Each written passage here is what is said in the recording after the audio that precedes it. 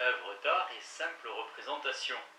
On pourrait être tenté de penser que les méthodes que nous avons utilisées jusqu'ici sont particulièrement, voire exclusivement appropriées à ce qu'on appelait jadis les arts visuels. Mais il est facile de montrer qu'en réalité on peut soulever les mêmes problèmes dans les autres domaines artistiques.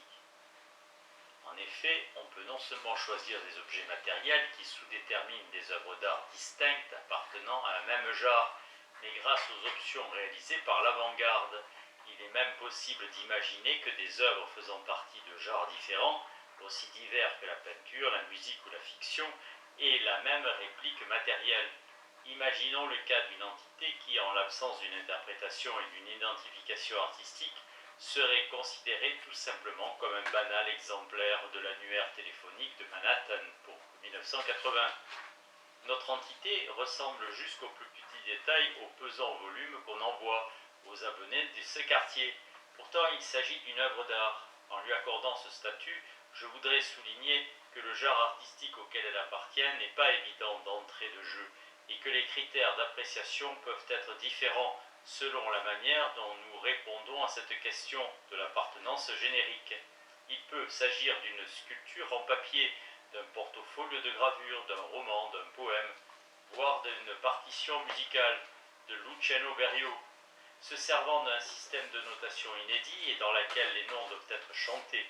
S'il s'agit d'un roman, il est permis de regretter que l'intrigue soit si mince, reproche qui n'a pas de sens si l'œuvre est une sculpture, puisqu'une sculpture ne possède pas d'intrigue. On peut admirer l'exploit du poète qui, tout au long de son œuvre, n'a pas utilisé un seul verbe. C'est comme si on louait un peintre de n'avoir utilisé que des tons rouges. Mais le graveur ne saurait prétendre au même hommage. En guise d'éloge, on soulignerait plutôt qu'il a refusé le papier de luxe en faveur du papier bon marché, ou qu'il a préféré la banalité savante de l'impression mécanique à la richesse technique de la gravure à l'eau forte.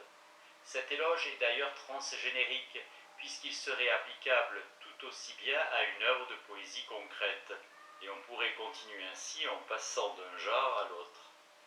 On dira que notre roman ou sculpture est peut-être intéressant du point de vue philosophique, mais qu'il ne s'ensuit nullement qu'il soit intéressant en soi. Son seul intérêt résiderait donc dans le fait même qu'on ait pu le réaliser. Il est vrai que le but d'œuvres de ce type est souvent intimement lié à l'intérêt philosophique que présente la simplicité de leur conception. Cela dit, examinons de plus près le roman intitulé Métropolis 80. Nous avons déjà noté que son intrigue est plutôt mince, que le nombre de personnages à la recherche de celle-ci est beaucoup trop élevé et que le suspense est tout à fait insuffisant, du moins comparé à celui qu'on attend des romans conventionnels. Malgré tout, c'est un livre qui se laisse lire. Johan Didion rapporte que d'après sa troisième épouse Diane, l'évêque James Pike avait lu le dictionnaire et l'annuaire téléphonique de la première à la dernière page dès l'âge de 5 ans et l'ensemble des volumes de l'Encyclopédie Britannica avant d'avoir atteint 10 ans. Ce fait était censé illustrer la précocité de la soif de savoir du futur évêque. Toujours est-il qu'il a lu le bottin téléphonique d'un bout à l'autre, même si on peut difficilement l'imaginer s'écriant « c'est absolument palpitant ». À mon avis, il n'y a qu'une seule raison pour laquelle un lecteur de ce roman, s'il s'en trouve un, pouvait vouloir tricher et aller voir la dernière page, comment tout cela se termine. Ce serait afin de vérifier si le romancier a été fidèle à son intention supposée, c'est-à-dire s'il a bien terminé son livre par une colonne de Z.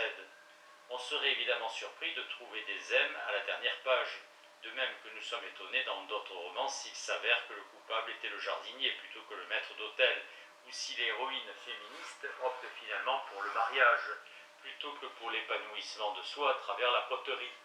Mais au cas où nous aurions simplement cru avoir atteint la fin du premier volume, nous serions tout aussi étonnés de trouver des M et des R à la dernière page. Nous exigerions évidemment qu'on nous explique la présence de ces R à la dernière page, explication dont la forme devrait tenir compte de l'identification générique de l'œuvre comme roman, c'est-à-dire en référence à l'ordre narratif. Car c'est précisément parce que notre objet a été classé comme roman qu'une explication de ce type est requise. Même s'il y a peu d'espoir que nous la trouvions, nous savons au moins quelle forme elle devrait revêtir. Admettons cependant que le roman se termine le plus conventionnellement du monde, par la série des aides à laquelle nous nous attendions. Cela lui confère une forme en quelque sorte classique, comme l'indique l'auteur. Le début de son roman est constitué par les A, le milieu par les M et la fin par les Z. Son suspense est d'ordre alphabétique, et avant d'arriver à la lettre M, le lecteur a déjà une impression de fatalité comparable à celle qui se dégage de la lecture de Thomas Hardy.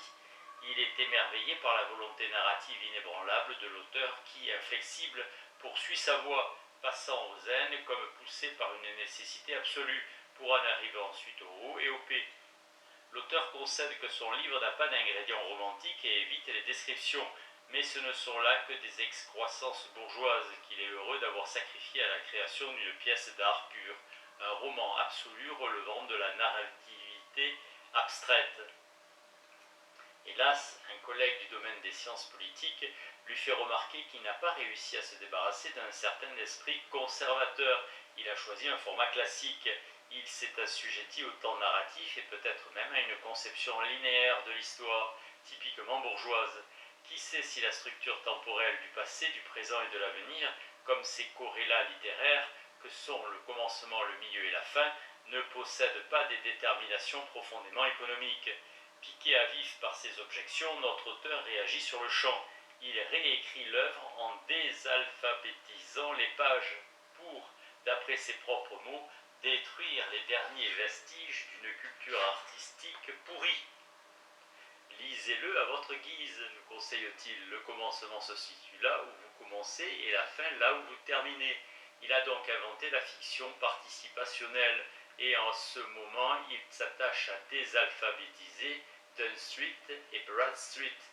Toutes ces choses sont possibles, peut-être même existent-elles déjà, mais plutôt que de continuer cette petite conversation avec nos auteurs, je préfère attirer l'attention sur le fait que leurs expérimentations restent toutes définies par les lois du genre artistique, auxquelles leurs œuvres appartiennent. Si l'œuvre est un roman, les notions de commencement et de fin en resteront toujours des attributs, même si elles concernent uniquement l'acte de lire. Mais lorsque nous quittons le roman pour la sculpture en papier, l'expression le commencement et la fin cédera la place à de face et de dos, qualificatif qui rend possible un ensemble entièrement différent d'expérimentations artistiques.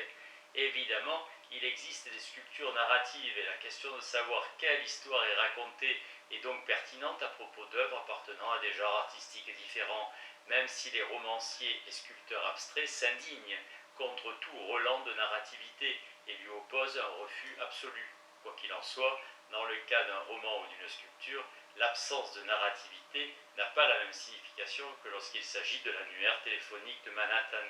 Contrairement à ce dernier, ils sont définis par leur appartenance à des genres pour lesquels la question de la narrativité est pertinente. Il serait fastidieux d'énumérer les structures spécifiques des divers genres artistiques pris un à un.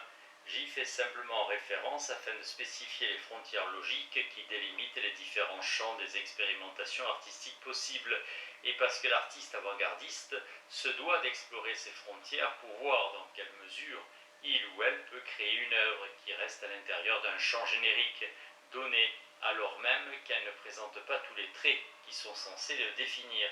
C'est ainsi qu'il y a des peintures abstraites, des romans sans intrigue, des vers non rimés, de la musique atonale, pour ne citer que quelques-uns des monuments érigés à ce mode d'exploration catégorielle. Enfin, rappelons-nous notre œuvre musicale qui, du fait de sa ressemblance avec l'annuaire téléphonique de Manhattan, ressemble également à des œuvres d'art qui appartiennent à de tout autre genre. Le compositeur qui en témoigne, la longueur insupportable de sa composition, a des prétentions wagnériennes, s'entendra peut-être dire par un critique bienveillant que son œuvre n'est pas jouable. Certes, il se peut qu'il y ait eu l'intention de produire une œuvre qui ne peut pas être exécutée, les mélodies qu'on entend sont douces, mais même dans ce cas, il faut qu'elle ait d'abord été classée correctement comme appartenant au domaine de la musique. En effet, l'affirmation que l'annuaire téléphonique de Manhattan est injouable serait sans le moindre intérêt, puisqu'il n'est pas une composition musicale et que le monde est plein de choses qui, pour des raisons logiques, ne peuvent pas être exécutées musicalement. Mon hypothèse est que le phénomène des répliques matérielles indiscernables appartenant à des ordres ontologiques différents n'est possible que si au moins un des objets possède une propriété représentationnelle. Au moins une des répliques indiscernables est à propos de chose possède un contenu, un sujet ou une signification. Un bon exemple qui permet de montrer ce que j'en ai vu est celui de deux ensembles de marques, dont le premier est une inscription, alors que pour le deuxième, étant donné la manière dont les marques ont été produites, la question de la signification n'est pas pertinente. Les deux ensembles peuvent fort bien être exactement superposables, et pourtant seulement le premier peut être déchiffré, puisque lui seul est un ensemble de signes écrits. L'inscription possède évidemment des propriétés que sa réplique ne peut pas posséder. Elle peut être en latin, être incorrecte du point de vue syntaxique, contenir une faute d'orthographe ou encore n'être qu'un fragment de phrase. Il ne suffit pas de dire qu'il serait erroné d'attribuer ces propriétés à de simples marques. En fait, il s'agirait d'une confusion catégorielle. Lorsque nous lisons une inscription, elle peut nous émouvoir, nous troubler, nous inquiéter ou nous calmer, mais toutes ces réactions sont inappropriées lorsque les marques ont été, pour ainsi dire, gravées par la nature. Parce que le premier ensemble de marques est une représentation, il possède des propriétés structurelles qui, comme nous l'avons vu, font défaut à sa réplique non représentationnelle. Lorsque deux simples objets ont le même aspect extérieur et que néanmoins ils diffèrent l'un de l'autre, on peut supposer que ce qui les distingue doit être recherché dans leurs infrastructures. En effet, affirmer qu'ils sont identiques revient à dire que leurs infrastructures sont les mêmes, comme dans le cas de deux échantillons d'eau ou de deux débris d'or. Mais lorsqu'il s'agit de deux ensembles de marques dont l'un est une inscription et donc peut être déchiffré alors que l'autre n'est qu'un amas de formes sans signification, leur différence n'est certainement pas une question d'infrastructure. Ce n'est pas une investigation de type microscopique qui nous éclairera sur le trait qui les distingue.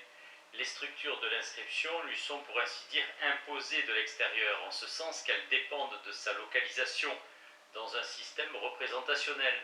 Elles sont déterminées par les lois et conventions du système de représentation concerné et non pas par quelque niveau plus fondamental de l'objet. Donc, différents ensembles de lois et de conventions assigneront des structures différentes à des représentations dont les répliques matérielles peuvent par ailleurs fort bien être indiscernables. Cette hypothèse, qu'elle soit fondée ou non, c'est un problème qui relève d'une étude toute différente, nous ramène à une question que nous avions laissée en suspens au chapitre 4, comment distinguer les œuvres d'art des autres représentations? Comment faut-il spécifier le concept de représentationnalité afin de pouvoir faire la différence entre les représentations ordinaires et les œuvres d'art? La méthode des répliques indiscernables peut certainement nous être utile, ici encore. Il s'agit donc de trouver au moins deux représentations qui sont visuellement indiscernables, mais dont l'une seulement est une œuvre d'art. Il faudra ensuite se demander pourquoi elle en est une. Vers la fin de Language of Art, Languages of Art, Nelson Goodman opère une étonnante juxtaposition. Il nous demande de comparer la courbe d'un électrocardiogramme avec une estampe du mont Fujiyama, réalisée par Hokusai, et de supposer que sa déclivité de la courbe est indiscernable de la montagne. L'une des deux entités est sans conteste une œuvre d'art, et l'autre un simple vecteur de représentation. L'électrocardiogramme est simplement un graphique, et en tant que tel, il se borne à représenter des relations entre des ensembles de nombres à travers des ensembles de points, dont les coordonnées sont définies par ces relations. Je ne veux pas du tout dire par là qu'une œuvre d'art ne saurait être un graphique, mais il est indéniable que tout graphique n'est pas une œuvre d'art. Admettons donc que l'arête en pente raide qui correspond au tracé du dessin de Hokusai n'en soit pas une, et pour plus de clarté, modifions l'exemple de telle façon qu'au lieu de représenter un électrocardiogramme, le graphique représente la déclivité des versants du mont Fuji, en sorte que les deux courbes ne se distinguent ni par leur forme ni par leur contenu. Goodman remarque que lorsqu'on veut déterminer les points d'un graphique, il suffit d'assigner des valeurs numériques aux variables x et y de l'équation concernée. Il n'est guère probable qu'Hokusai ait créé sa courbe en se fondant sur des calculs explicites. Il ne s'agit pas de savoir combien de séries de Fourier son cerveau hautement organisé aurait dû résoudre pour pouvoir opérer les subtils changements de direction dans le tracé de son œuvre. La relation entre les séries de Fourier et le dessin tracé par l'homme de métier est la même que celle entre les images rétiniennes et la perception.